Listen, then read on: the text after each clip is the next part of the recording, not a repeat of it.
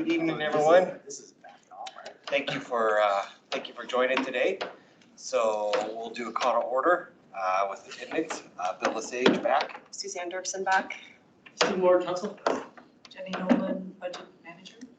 Tyson Farnberg, budget and financial analyst. Sean Lewis, city manager. Brad Power, community development director. Hilarie Portell, Englewoo Downtown Development Authority. Jay Knight, back. Rita Russell, city council. Peter Echo, budget advisory committee.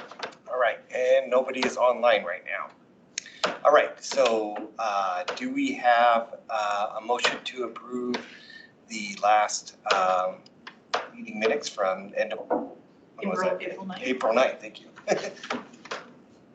I'll move to approve. Thanks. Do I have a second? Thank you. All in favor? Aye. Aye. All right. Okay, I think we're ready. I know Navon can't be here today, but he said he would watch it afterwards. So today we're going to talk about the city center, and thank you for coming from the EDDA for representing. Ready to go? I think so. Okay, I'll start off. Good evening or afternoon. My name is Brad Power. I'm the director of the community development department, and it's nice to be back with you again. I've been with the city a little over 8 years, and I've had the pleasure of directing the department for that time. And I wanted to start off with a little bit of discussion around a few topic areas, how we relate to our strategic plan, a little bit about the department, our goals from last year and successes, and what our objectives are for this year as well. And I know the city center was highlighted. I'll work in some comments throughout my presentation about the status of city center, and I'll obviously take any questions you may have at the end. So next slide, sir. So in terms of the city strategic plan, our department has goals that focus on all of the city strategic plan goals, but I wanted to highlight a few in the economy area, including this list of objectives that are in the plan. And one of the things that I'll just go down very briefly, commercial corridor vibrancy. You'll hear a lot more from Hilarie about the work in the central business district, and that's one of the areas that we're really concentrating on. South Broadway, Hampton, Old Hampton, those types of areas, and making sure that we're in contact with the businesses and making sure that those areas are vibrant. It's a real focus of our economic development strategic plan, which I'll speak about in a few minutes. City center redevelopment is proving to be far more of a challenge because of the underlying real estate considerations and some of the complexities around that. I'll address that in further depth in a minute. The next two, business retention and recruitment, are kind of the heart of our economic development program, and the heart of that is our strategic partnerships with about 12 regional agencies that we partner with, and our two economic development grants, one for business startups and one for business expansions that we administer every year. The business climate is really the metrics. So we do a quarterly real estate report that reports out on the commercial vacancy and occupancy and rent rates for businesses in Englewoo. And then job training and workforce development. Our primary partner in that is the Aurora South Metro Small Business Development Center, which we've had a long-standing partnership with and a formal contractual relationship with for the last several years to provide job training, workforce development, business development, one-on-one consulting for our small businesses here in Englewoo. On behalf of them, I'm really glad to say that the Small Business Development Center was just recently named by the U.S. Small Business Administration as kind of that group of the year for the entire country. And so our partnership with them is, we'd like to think, is a real solid part of why that was recognized, but obviously they have a much wider role in the South Metro area, but we're very pleased to partner with them. They've been a great resource for us. Thanks. As far as our department is concerned, this is our department mission and objectives. I'll let you read that, but if I had to say the elevator speech in 10 minutes, what we do is either facilitate or regulate what is done in Englewoo's built environment, primarily by the private sector. So everything that gets built in Englewoo, we have a hand in terms of our rules and regulations. So in terms of our makeup, we have 17 full-time employees. I'm pleased to say at the moment we are fully staffed. We tend to have pretty low turnover. I'm very proud of that as the director. But one area that we've had a little bit more turnover in recent years which is pretty typical of departments such as mine, is in the building inspector position. That's a continually challenging position to keep filled because a lot of those folks who are in that business tend to be older and they tend to be male, and a lot of them are aging out, and we're having a hard time replacing that type of work for people coming into the profession. But at this point, as I said, we're fully staffed and working away at our work program, and our budget for this year all in is just under $3.5 million. So in terms of last year, I would say last year was a pretty banner year for the department. It was probably the busiest and most ambitious year of the 8 that I've been in charge of our work program. And that was really dominated by the Code Next project that you may have heard of, which was for the first time in almost 20 years, we completely redrafted the Unified Development Code, or also known as the Land Use Code, which is the set of rules and regulations that cover all development in the city. That was a 4-year process. It started off with about a year, which included an extended period of time during COVID for community input as a way to start. And then we actually started in on the process about 3 years ago. And it took that amount of time to work with a steering committee. And I want to commend Suzanne for your role in helping us with the steering committee's effort. That group had over 30 meetings as contributing to the effort for Code Next. The City Council obviously had the penultimate or the ultimate role in adopting the plan or adopting the code. At the end of September of last year, it became effective at the end of October, and obviously it's now live and we're implementing our new development code. That was probably the most significant land use endeavor that our department has taken on probably in its history. In terms of the outreach, the amount of controversy, frankly, that it engendered in the community, and having to work through that with the steering committee, the planning and zoning commission, obviously the city council. It was an enormous amount of work. I'm very proud of the outcome. I'm very proud of the role that our staff played in shaping that. So that was a big part of what we did in planning.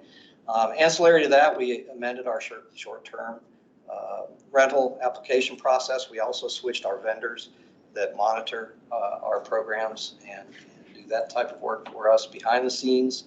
There are several major development projects that we coordinated and provided regulatory approval for. And then one of our senior planners participated in Little Dry Creek with an EDDA planning analysis, and also a regional planning analysis that was incorporating future studies for the South Broadway district through Englewood and Little going south. So that was the highlight of the planning division. Building, another major project was completing the 2021 code cycle. So that happened about mid-year last year. Our building codes are updated every 2 to 3 years. So we get on that code cycle at that type of timing. There's large projects that are going on right across the street. Hospital district, even down south on Lehigh, there's a big project going on. And we have inspectors that are all in the field all day, every day. And we did about 8,000 inspections last year, 96% of which were within even 24 hours of the request, is the vast majority of our inspections. And that our 2 longstanding home improvement assistance programs remain in place. These are for income qualified homeowners who want to do eligible improvements to their homes. The first one's an energy improvement that's federally funded from community development block grants. We get enough funding to do approximately 12 of those per year. And then the second one was a specialized program that we started and then have turned over to the Public Works Department. You may recall that there was a particularly bad thunderstorm in July or June of last year, and that resulted in some flooding, some impacts for several homeowners, and we provided some grant assistance to 8 homeowners after that storm. And as I said, we've worked with the Public Works Department to actually transition that into a permanent flood repair and assistance program for folks. On the economic development side, we completed the initial implementation of our economic development strategic plan that was adopted toward the end of 2022. That really focused on burnishing our partnerships. And one of the areas that we really tried to focus on is our most immediate partners, which is the Great Englewoo Chamber of Commerce and the Downtown Development Authority. The senior staff of those 3 organizations meet monthly to coordinate and make sure that we're singing from the same hymn. hymnal around some of the economic development efforts that we're all trying to do so that we're not overlapping and duplicating efforts. We're also very proud to say in 2023, the strategic plan won the Best Plan Award from Downtown Colorado Incorporated, which is the second year in a row one of our economic development programs won an award from that organization. Redevelopment, I'll talk a little bit more extensively now about City Center. We're continuing to coordinate with L&R. L&R is a so-called special servicer. When the previous owners of the leasehold interest, the 75-year ground lease at City Center went bankrupt in 2018, an initial group came in to manage the center on behalf of the leaseholders of City Center. That group was replaced by L&R about 5 years ago, and we've been working with them ever since to try to position City Center for redevelopment. You may be familiar that we had a solicitation process that we did nationally, and we selected a group out of Portland called SKB, which has had experience with similar type of transit-oriented development projects in the Pacific Northwest. So we worked with them for a period of over 2 years to try to position this as a public-private partnership to enable the City Center redevelopment to go forward. L&R, I think, just frankly and honestly, they've been challenging to work with. They control, on behalf of their clients, the bondholders for the lease, they control the outcome here because they are still in control of the lease, which has about 52 years left. So what we're trying to do is to have them arrive at a point where we can have some type of future path going forward on this site. What they tried to do late part of last year into the early part of this year was to market the property, essentially market that 52-year ground lease in the real estate sector for one of two alternatives. One, a group that would come in and work with the city to try to position the site for redevelopment, so have things go away and have things built in its place. The alternative to that would be to market it to a group that would just come in and try to lease up the existing space and call it a deal and just service the 52-year lease from this point forward and try to attract retailers into the site. That, I think, is going to generate a much lower return for the bondholders than the former. The former is a complete redevelopment of the site, a lot more real estate value in doing that versus just leasing it. So that is kind of where we are. We're endeavoring to really indicate our dissatisfaction with L&R in terms of their lack of communication, especially over the course of the last few months. So what we think is happening is behind the scenes, they're working with their investors, their bondholders, to try to figure out what decisions they want to make. We've asked them to inform us and bring us into that process as soon as practical for them. And so we've been pretty straightforward with them. And so that's where things stand relative to the City Center redevelopment. I think I've said last year at this group that these types of large redevelopment projects, my background is in redevelopment in 3 different cities in Colorado, they can take years to position. And unfortunately, this one is taking that amount of time. And it's a very, very complicated real estate situation on the ground that's underlying us here. And it can be unwound and rewound, hopefully in a way that some better things can happen, hopefully in the near term in the future, so that we can get going on this really critical part of the city. It could contribute a lot more effectively to the health and vitality of the city than obviously it is now. So we're anxious to go forward on that, and you'll see that reflected in our goals for this year. The other thing is, I won't steal Hilarie's thunder. She'll talk a lot about the really exciting things that are happening across the way with repurposing some of the vacant space on an interim use. And so I'll leave that to Hilarie to talk a little bit more about the City Spark program.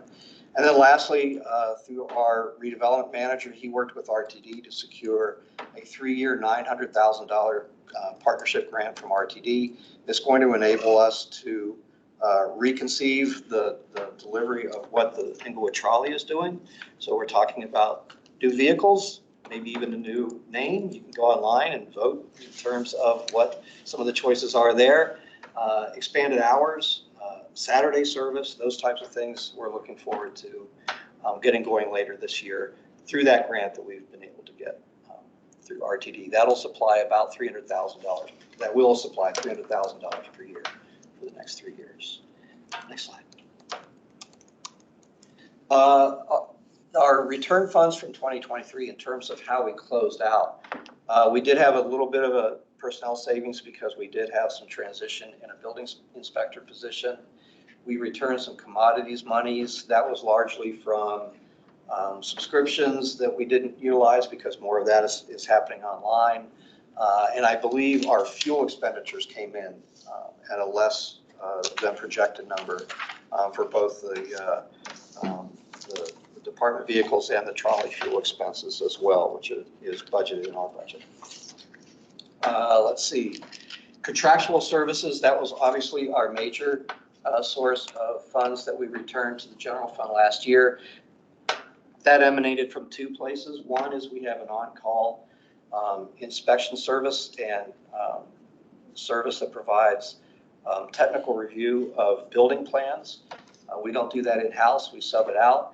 It's very difficult every year to try to project which projects are coming in that will need those services, and if those are delayed, then we have a savings. We anticipated a project in the hospital district that was to come in and it didn't materialize, and so that was one of the reasons why there's some savings there.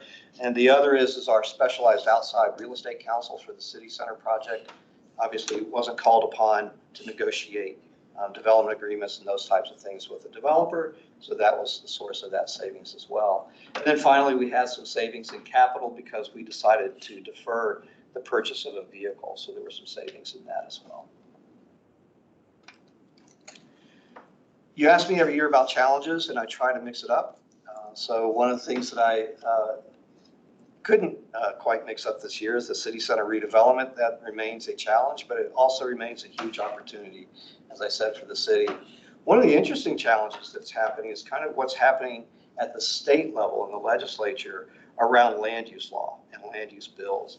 I've summarized here some of the things that are in the state legislature this session, and there's things around residential occupancies, limits, and ways to define residential occupancy by familial relationships. That's now outlawed. The governor signed that 2 weeks ago. When we redid our new code late last year, our code allowed up to 4 unrelated adults in a residential unit. That's now prohibited. And so the only thing that governs residential occupancy limits are now building codes. And so we, as of July 1st, will stop enforcing our occupancy limits that are in the land use code. We'll shift to what may be applicable in the building code and go forward on that basis. And so that's one of the things that's already changed. The other thing is really hotly debated right now in the legislature is a bill around transit-oriented development requirements, really upping density requirements within a half mile of transit stations and major bus stops. And so that would be a pretty significant change. And frankly, it's a pretty significant change in terms of how land use has been done in Colorado. Up until this point, the state has really not mandated a lot in terms of land use law, but that's really changing. And a lot of the impetus for that at the legislature is the issue around the pace of development of affordable housing in the Front Range. Some folks in the legislatures just don't think it's keeping pace with demand. And so trying to have some of these land use controls more imposed versus relying on the cities to do that themselves, that's kind of the impetus for some of these laws. They're very obviously hotly debated. There was a big one last year that wasn't put in place at the very end of the legislature. Since the state budget has been resolved, these have kind of stepped to the fore, and so they're being debated at this point, so we'll see how that goes going forward. There's accessory dwelling unit legislation as well. We've actually amended our accessory dwelling unit regulations through our code last year, so we think that that lines up fairly even with what that state law may be. They're talking about eliminating some, if not all, parking requirements for residential development. That might be an interesting one because developers probably won't build projects with 0 parking because they can't market at that, because we're not a completely transit utilizing society quite yet, so people still have cars. So that'll be an interesting balance if that were to pass, because what does the private sector do to answer that? I don't think parking in projects will go away if that were to pass, but it will be an interesting situation for us on the implementation side. And then lastly, this one has already gone down, single exits for multifamily buildings. This one was opposed to by fire chiefs and chief building officials on a safety basis, and that was actually defeated a couple of weeks ago in the legislature.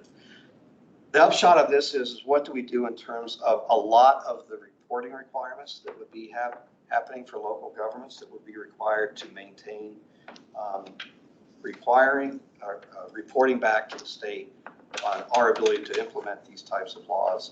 That's something I think would be challenging for me and my staff to try to figure out. It just adds time, it adds expense to the workload for us to do some of that. Next is access to Proposition 123 funding. Proposition 123 was passed almost 3 years ago. That is a state tax to promote affordable housing across the state. It narrowly passed, but it's finally being implemented. But it's turning out to be an incredibly highly competitive environment for those funds.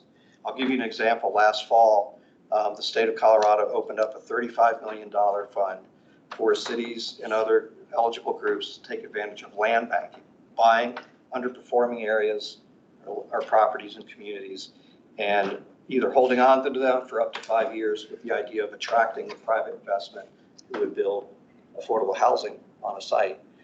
We had the idea of proposing acquiring one of the motels on South Broadway. We didn't really specify which one, but we identified that as a possibility. So we put in a $5 million request because that was the maximum allowed last fall. It turned out 113 applications were submitted for $250 million of requests for $35 million. So you can see there's a slight discrepancy in terms of the amount of demand and the amount of supply of the funding.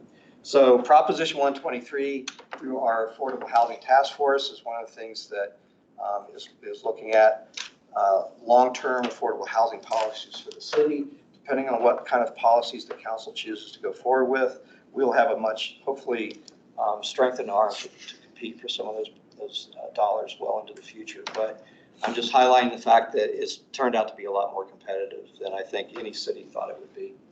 And as I said, the goals established by the city council, possibly in the future, around increasing our affordable housing level in Englewoo. What are we doing to find the requisite sites to develop those? And what are we doing to access the funds to be able to have that be feasible, to attract the private investment to develop those types of housing? And I mentioned earlier before, it's just the only area that I think in our department where we have some key position challenges is in that building inspector, as those folks go through the life cycle that they do in their careers. Our goals, now we shift to implementing our new development code. We're providing staff support to the city council appointed Affordable Housing Task Force. I obviously talked about City Center and continuing to improve that. The next phase of our economic development strategic plan is shifting into looking at more of our geography in the city. So how can we partner with property owners, say, south of Hampton on South Broadway, and talk to them about any of their plans for the future of their property or their businesses, the ways that we can support that area as a more revitalized area in the community.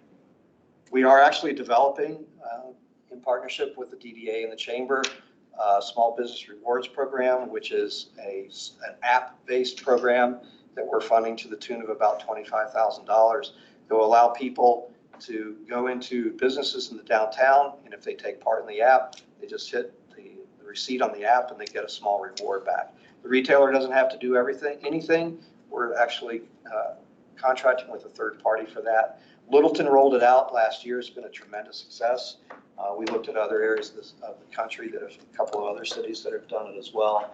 And it's proven to be a really interesting and pretty dynamic program that supports primarily the retail environment in cities. So we're doing that. Hopefully it'll be up sometime this summer. And then at the staff level, we're preparing at least probably in the fourth quarter for a potential update of our Englewoo Forward Comprehensive Plan that was adopted in 2017. The best practices in the planning realm is to do an interim update after about 5 or 7 years.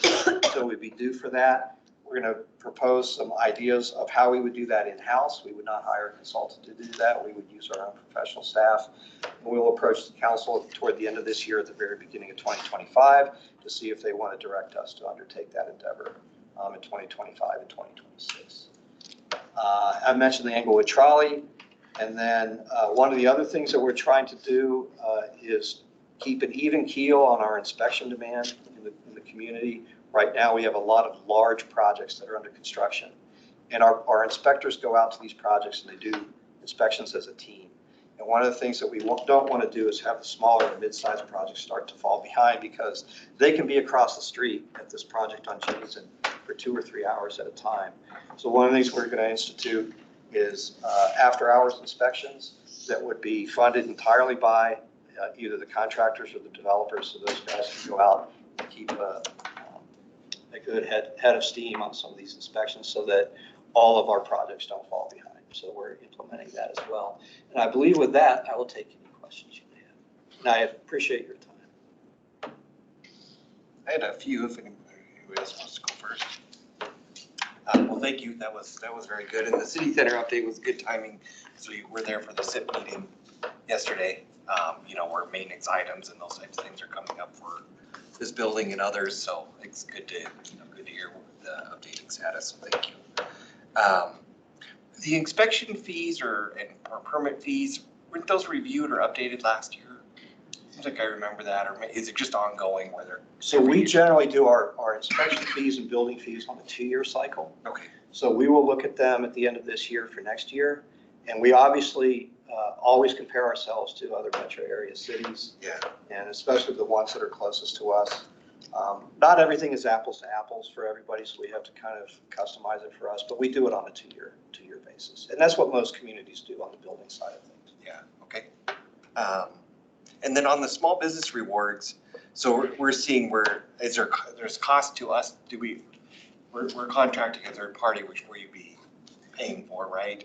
But it's what you've seen with other cities is that it's one driving revenue to the businesses, so helping spark, people coming to Englewood and, obviously there's sales tax use and stuff like that there. Correct. There's 2 aspects of the funding. One is to the vendor to actually populate the app and administer the app and to essentially pay the users of the app. The second one is to fund the amount of rewards or incentives that folks would get.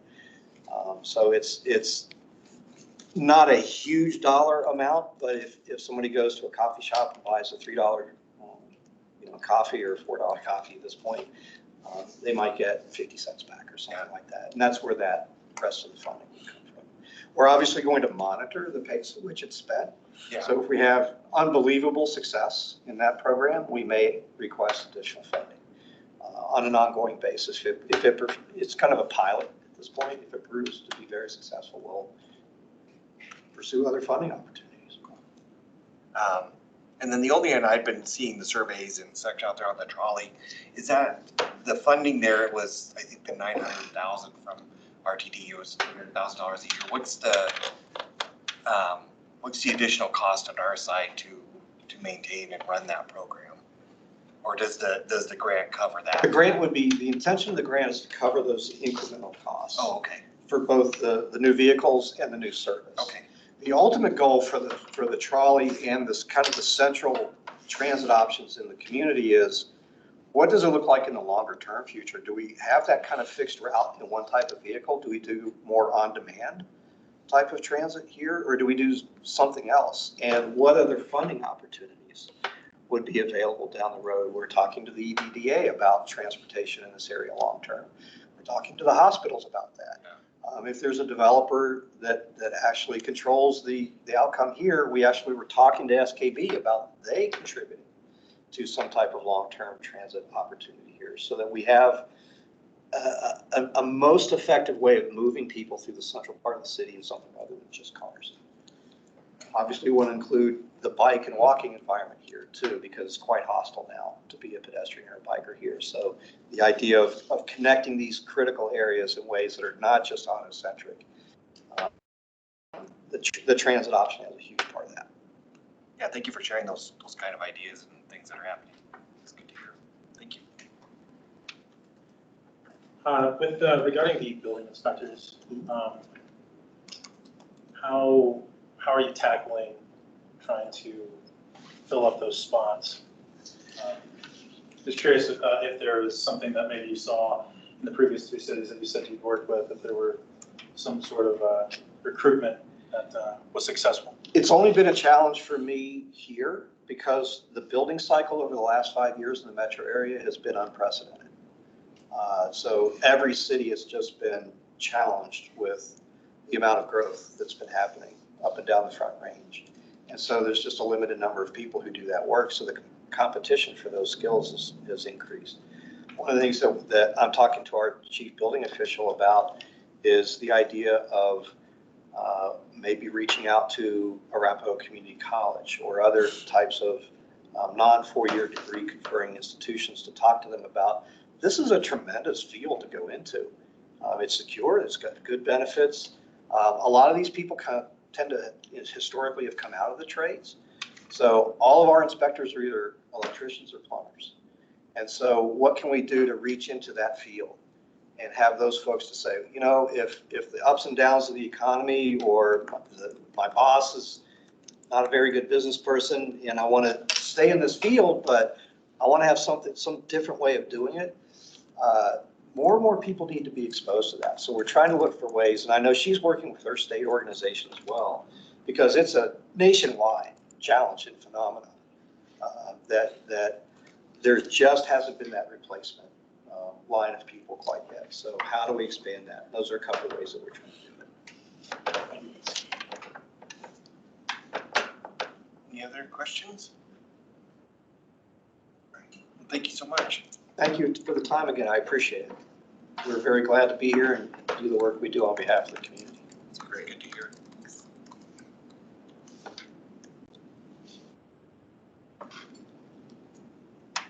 Should I just jump in? Yep. Well, good evening, everyone. My name is Hilarie Portell. I'm the Executive Director of the Englewoo Downtown Development Authority. Thank you for inviting me here tonight to share a little bit about who we are and what we're doing and where we're sort of going in downtown. The EDDA is a quasi-government entity formed in 2021 to implement the Englewood Downtown Plan in partnership with the City of Englewood and other stakeholders. We work closely with Brad's department and most of the city departments to undertake our projects and services. We also work closely with the Greater Englewood Chamber of Commerce, Historic Englewood, the Cultural Arts Commission, and other partners. We are a champion for downtown, and our work must serve a public purpose. We pursue projects and programs that advance and improve the downtown district and its quality of life. We can do 4 things: economic development and marketing, public space enhancements and placemaking, mobility and parking, and land use planning and urban design. The DDA can supplement or enhance the city's standard level of service in the downtown district. We don't take the place of the city, we don't take the place of city services, but in the designated downtown district, we can supplement or enhance those services, and I'll show you a few ways how. DDAs are regulated by state statute. There are about 20 in Colorado. We're one of the newest. The great downtowns in the state, like Fort Collins and Longmont and Colorado Springs, have about 30 years plus head start on us. So be patient. We've hit the ground running, but they've been around a whole lot longer and frankly have created a lot of lessons that we can learn from and good case studies. We turned 3 years old yesterday. Yesterday was the date of the first board meeting. Next slide, please. So this is the Englewood Downtown District. Excuse me. It includes about 3,000 commercial property owners, business owners, and multifamily properties. So there are some residents who live in the downtown district. There are 3 distinct areas in our downtown, and this kind of makes Englewood a little bit unique.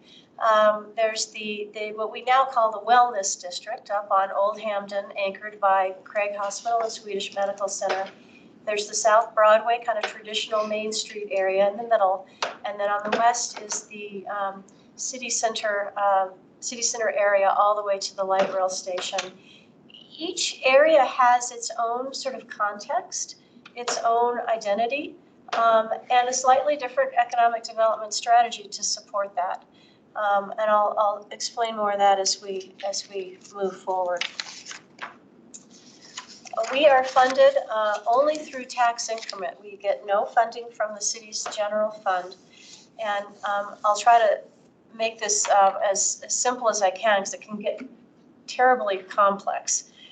Basically, as the DDA invests in the downtown district through marketing, placemaking, safety initiatives, business recruitment, retention, supporting new development where it makes sense, as the property tax revenues collected and sales tax revenues collected in the downtown district increase, we get that extra piece. It's called the increment. That's the blue. The gray is the base. So the city, the county, and the school district continue to collect everything that they collected before the DDA was created, and even that goes up a little bit over time too, as all of those properties appreciate over time. So we get the blue to reinvest in the downtown district in accordance with the Englewood Downtown Plan.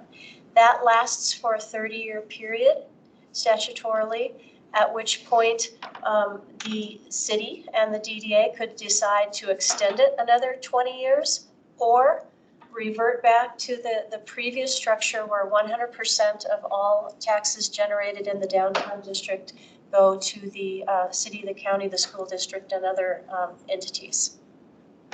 And the DDA would then sunset. All right, next slide. So this is how the Englewood Downtown Plan is categorized. The economy, jobs and housing, marketing and programming, public spaces, and place enhancements, mobility and transportation, land use and urban design. These are the things that we are authorized to do, working in partnership with the city and others. Currently, our big goal is to advance and improve the downtown district to attract and retain residents, local businesses, visitors, and new investment, to create a more connected, cohesive downtown district. If you've ever tried to walk or ride a bike, or if you use another wheels device, it's very difficult to get from one of the hospitals all the way over to City Center. We would like for it to be more connected and cohesive.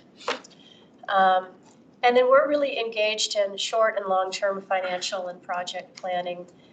We're trying to manage our ongoing program expenditures versus capital project expenditures. We're defining large public improvement projects and funding sources.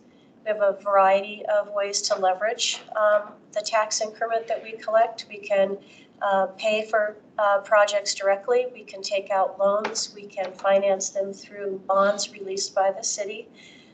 We can seek grant funding and use the TIF as a local match. So we can be pretty entrepreneurial, and should be, to get this work done. And then we are building an assigned fund balance really to just ensure sustainability, debt service capacity, and risk management through changing economic times. So the first program we undertake is marketing. And that's really all about promoting downtown Englewood as an attractive place to live, work, visit, and invest. We are trying to keep a sense of positive momentum going. We've created some new campaigns, working with the city. The Main and Englewood campaign got sort of re-strategized for downtown with our banner program. The City Spark program is finally getting off the ground.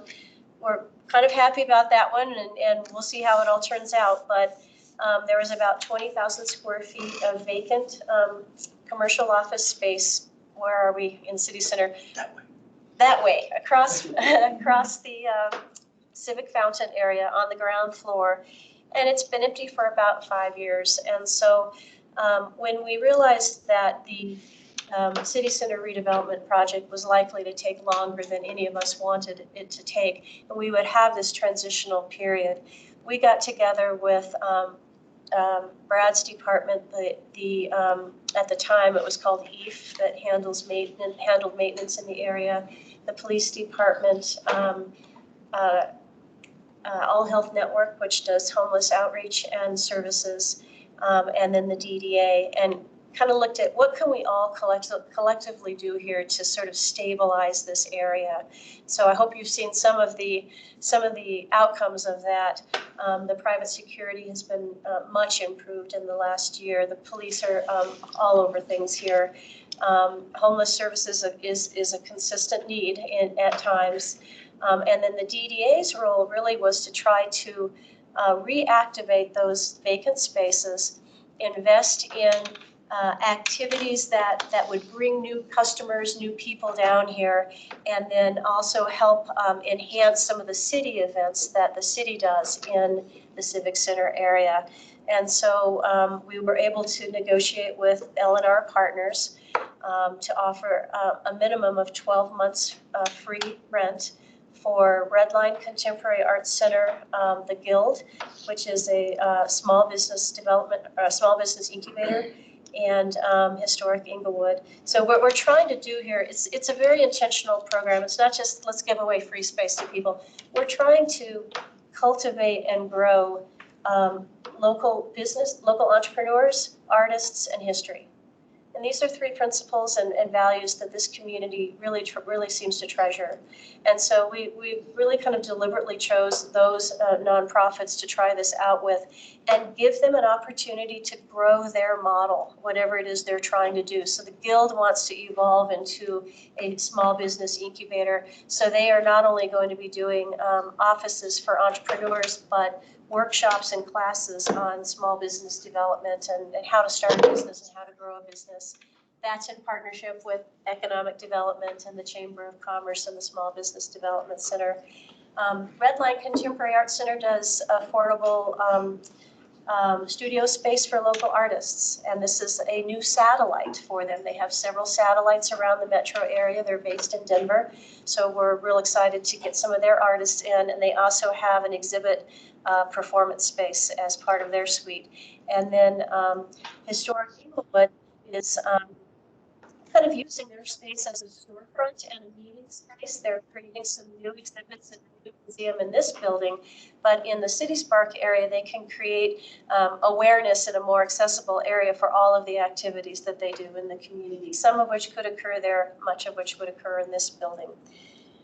So anyway, free rent, they pay their own utilities. We're offering them each a grant for things to do to activate their space, and then we're investing in additional activations that would create additional draws to the summer events going on in the Civic Center area. So it's a good model. I'm eager to see how it turns out, and I'm quite sure it's replicable if we need to do it again somewhere else in downtown. But let's get this one off the ground first and make sure these three organizations are successful. Okay, the other program we undertake is supplementary maintenance. So the city does a base level of maintenance around downtown and throughout the city. What we try to do is supplement it in areas that enhance the customer experience in downtown. So really looking hard at our main streets, gateways, and focal points. We've got that team right there going out 5 or 6 times this year to do kind of a deep clean of South Broadway, Old Hamden, Englewood Parkway. They go out more frequently to the Paseos and the Little Dry Creek Plaza, and we're now adding a monthly litter pickup service as well. So really trying to help support downtown as a comfortable place where you want to spend some time, hopefully spend some money while you're there, but you feel good about being there. You want to avoid, in this line of work, a sense of neglect and deterioration wherever you can. Do you hire them, or are they volunteers, or? We contract with them. There are firms that do this kind of outdoor janitorial work, maintenance. So this, the blue represents our board's priority projects, many of which are underway now and all of which depend on availability of partnerships and funding sources over the next 10, 15 years. The first one, starting on the right, is the Old Hamden Complete Streets project. This is one being led by the City Public Works Department. Our role has been to support some community engagement and also help them secure grant funding to do the detailed planning and construction of those improvements in the next 2 years. So they just launched the detailed planning phase for 2024 with construction plans somewhere around 2025, 2026. That you'll see there. Again, the idea here is making kind of a gritty drive-through and in a lot of transition. You know, there's a lot of construction going on in that area. It's evolving into a higher density mixed-use neighborhood. It needs some livability. And so the Hampton project is all about adding some greenery where we can, a multimodal path for people, a lot of accessibility improvements. The consultant team told us the other night that they think about half of the people out and about in this corridor have a disability of some kind because of health, accident, chronic illness, they're elderly, et cetera. So lots of vulnerable populations in this corridor. So crosswalk improvements, sidewalk improvements, lighting at night, big priority. And accessibility are real drivers on Old Hamden. So very exciting to see that one get off the ground pretty quickly. We're focused this year now on the South Broadway Public Realm Action Plan. Similarly, we would like the traditional Main Street part of our downtown to be more welcoming, safe, and accessible. And we'd like to sort of support the traditional Main Street character of it. And so we're looking at streetscape improvements, crosswalk improvements, better utilization of alleys and side streets so our local businesses can program and spill out of their buildings so that they can keep up with their increasing costs. We just closed a community e-survey that drew in almost 700 responses. So really quite a significant response to that. People care about this street. We want to make sure that that informs the subsequent designs of it. There will be 2 pop-up projects involved here. One is in the East Paseo and the alley to the north of it. A very artsy, funky, 3-month-long pop-up experience. That's all I can tell you right now, but it's worth the wait. It should be installed by July 4th. And then the second pilot project is a festival street that the city had envisioned near Little Dry Creek Park on Old Hamden. So Hamden to Acoma is programmed as a festival street. Well, what does that look like? What does that do? Why don't we try a festival on it? And so it just so happened that Swallow Hill Music was looking for a new home for their summer music festival. And so we're working with them to bring that to Englewoo late May, early June of 2025. And really try to activate that festival street, kind of celebrate the adjacency to the park and get more energy over in there. I'm also working with a couple of new restaurants in that area. The streetscape improvements from South Broadway would wrap around to the park, and then we have committed at least $1 million in park enhancements to the Little Dry Creek Park so that we can work in partnership with the city to invest in those improvements when we get things strengthened around the edges, which things seem to be slowly coming together a bit there.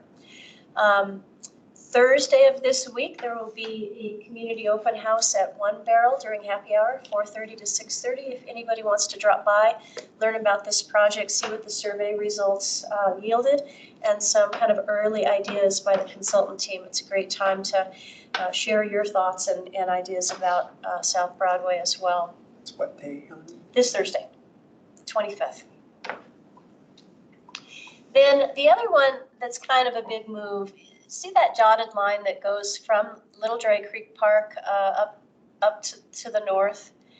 That is the current pathway of Little Dry Creek as it goes underground in a culvert under those properties.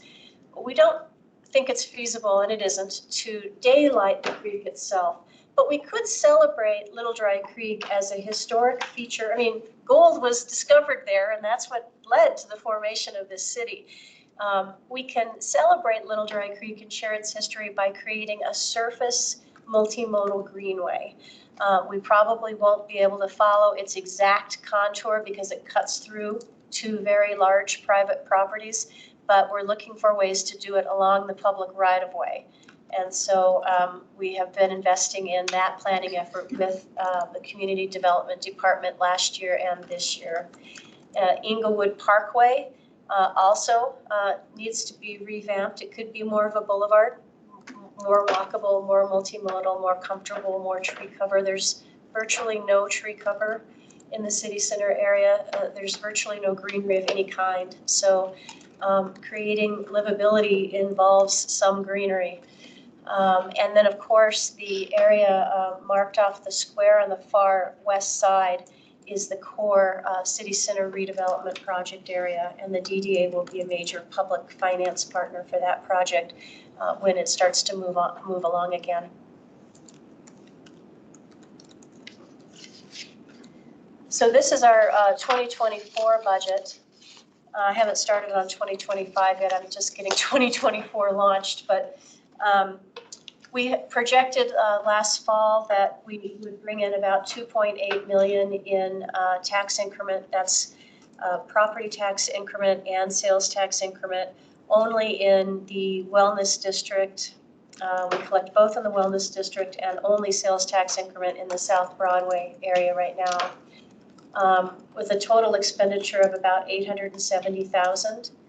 The difference, the excess revenue over expenses, goes into the fund balance and gets designated for different priority projects as shown on the map in the previous slide. So we're trying to build that reserve fund so that we have funds that we can leverage to get some of those priority projects done in the coming years. Moving forward, things we're thinking about are that our project costs will increase significantly as projects move from planning to construction. We'll have more debt to pay off because we'll have to finance some of these projects, and particularly the city center redevelopment project. And then our management costs will increase some as the EDDA expands programming. I wouldn't expect this organization to have more than three and a half staff members. We're all independent contractors, part-time, not full-time, no benefits. But we're going to need maybe 1.5 more people in the coming years.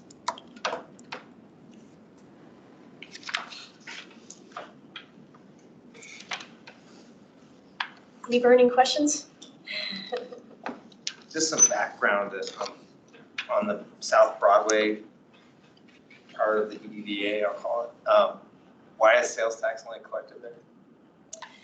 Well, this is where the TIF stuff gets complicated. The DDA is able to, with city council approval, collect increment from each of the 3 areas, property tax and sales tax. We initially turned on the wellness district clock, and then you only have 30 years, right? So you don't want to turn on the clocks too early, because then if new customer activity doesn't happen or new development doesn't happen, then the revenue generation doesn't happen. So there's kind of a timing issue there.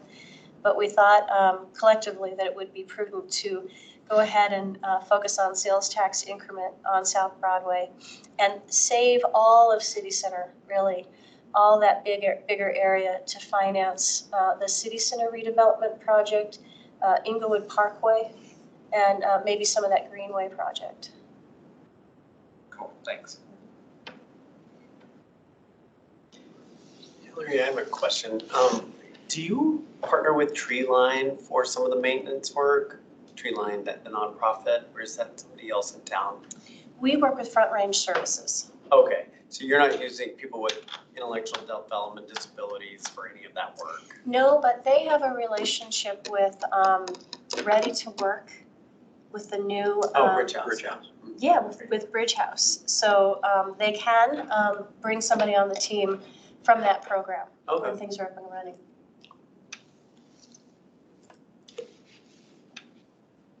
Any other questions, comments? That was really good. Thank you. Thank you.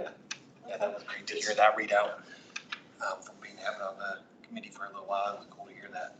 What's going on? We're on Instagram and Facebook. So check us out on social media. Come by on Thursday. The website is englewoodowntown.com. Thank you. Thank you very much. I think that was the only other agenda item. That was the only agenda item, right? So I know we got about 15 minutes. I think that should be good. I had a couple things for members' choice. That kind of ties into the schedule there as well. But before I do that, anybody have anything? I'm following.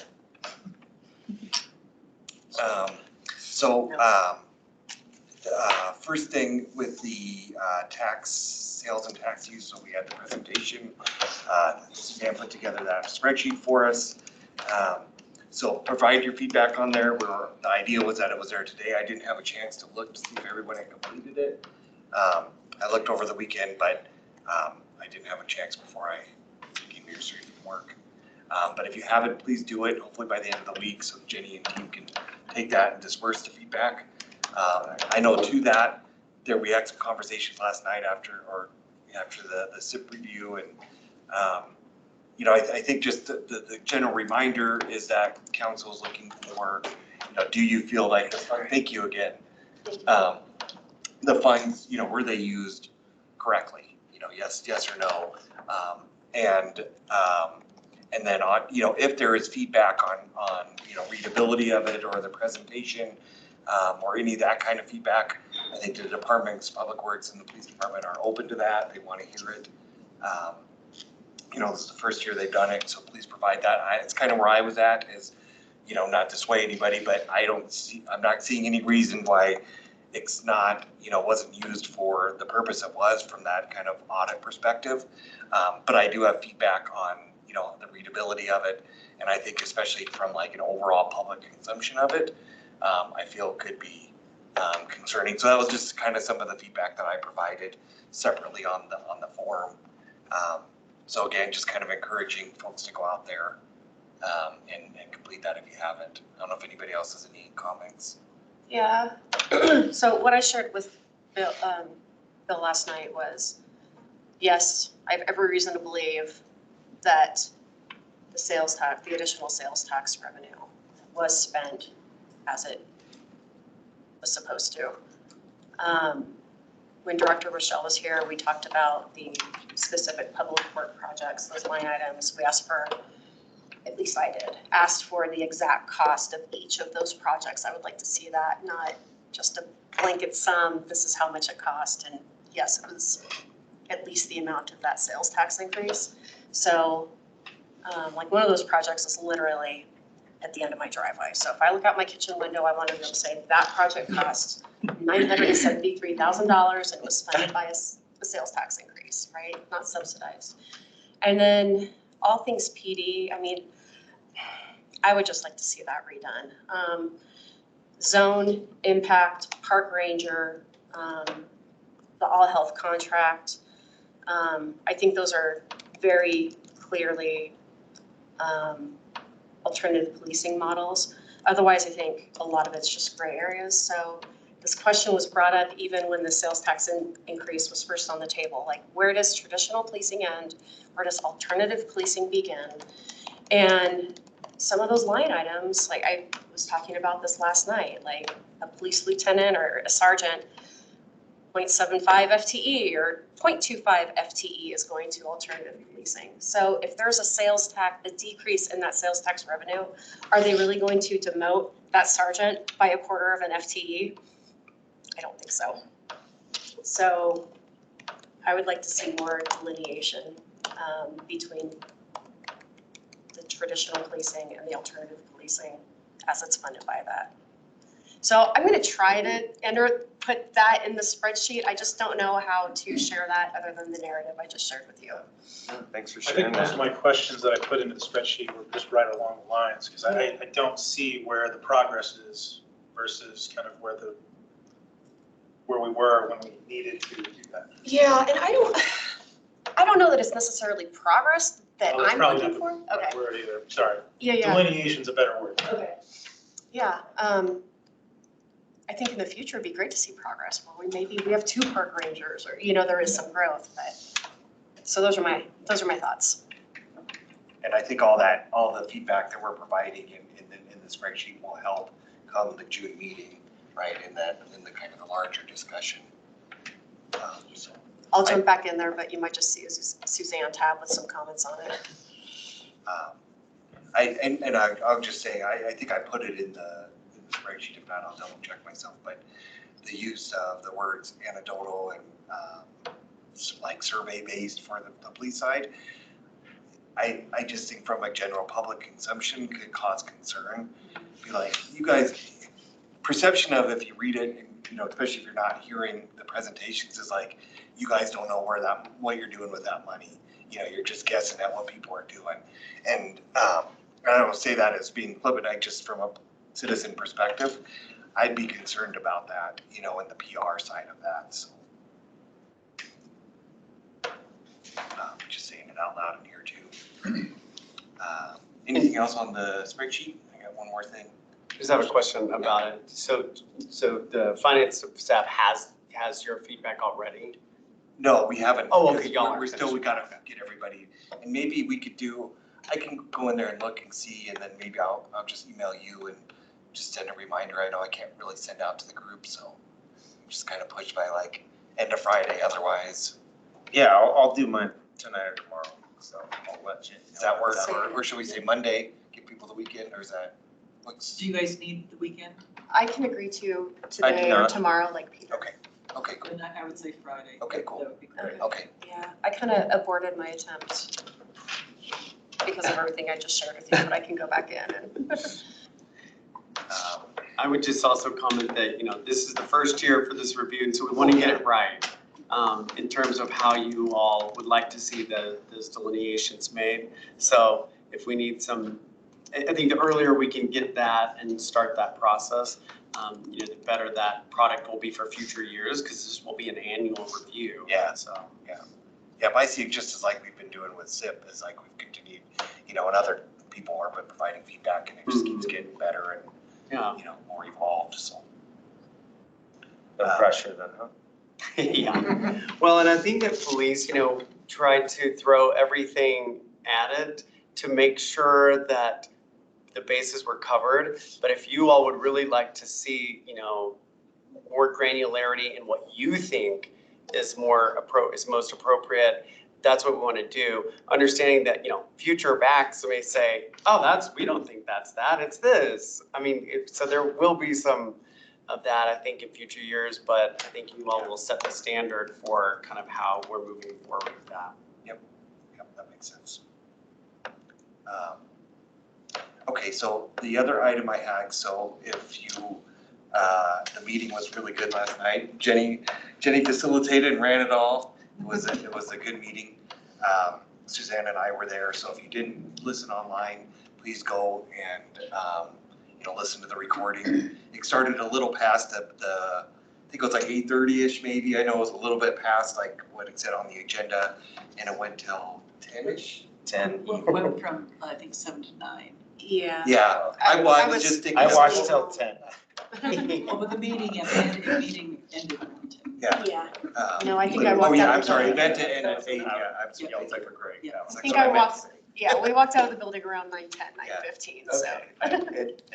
Okay, so anyways, I don't know my times, but review it, Yeah. please, because the meeting is for us.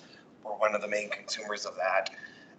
And then at the end of that meeting, probably like the last 15 minutes, Jenny went over the updated spreadsheet, which now has a scoring system in there. So the idea is that in that version Jenny will send out, but that when we come to the May 28th meeting, we're not planning another special meeting, is that we have provided our scoring in there. And then we can talk about it, collectively as a group.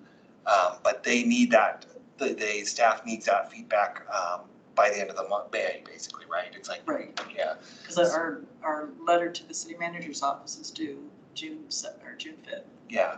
So what we'll need to do is after that, turn around and kind of do a memo, just kind of summarizing it. So I know it's a little bit different than we've probably done the last couple of years, where we had a special meeting and we went through it.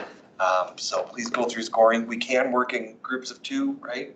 So, feel free to email another or email me and we can talk through stuff. I think the scoring I think once you get in there and start doing it, it'll look like it would be pretty straightforward. And I think Jenny was going to add one other column that Suzanne had mentioned, like if we were going to half fund something or partially fund, recommend to partially fund something, that was 50,000. We're saying, let's put 30 towards that because we want to use the other 20. There'll be space for that. And then we can always, as we come out of the meeting, if there's kind of other notes that we want to provide, we can include that in the memo. So that's, that's fine. If we all want all the feedback, we just, maybe with some of that, we'll just kind of summarize in the memo. So, so please focus on that. And maybe you're going to come. When do you plan on sending it out? Pretty soon, huh? I was hoping to get it out today, but I'm not finished with some of my updates, but before Friday. So that maybe in a couple weeks here, I'll try to remember and just send out a reminder to folks to go out there and do that. I do have a question. Is it one spreadsheet per individual or is it one spreadsheet per individual? Yeah. And then it was combined, right?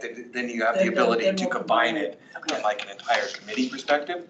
So then the consumers of that, staff and council can be like, here's what each person thought and maybe where they varied, and then, You see your average score. as a committee, so. We did something similar the last couple of years, Yeah, I though. think we tried to. it's It's similar. just, we're just improving it Yeah. to the best that it can be. Yeah, I think It's it'll similar. be nice because I think it takes away maybe some of the, I don't want it to take away debate that we would have in May 28th, but it's like we're all able to easily provide our input and weighting on it. And then we can kind of summarize that and provide any other additional thoughts is my feeling for May 28th meeting. We can kind of go over it and then, what else we want to add to it. But everybody's kind of got their own individual, it's not like we have to have a perfect alignment on it or anything like that. Okay. And I just wanted to let you know, James did try to log in tonight Oh, and just just was didn't have not able to. Okay. We sent him the link two times. I love it. So. Thanks for the update. Okay, I think that's it. Does anybody have anything else? All right, we are adjourned. Thank you all. Thank you. Thank you. Thank you.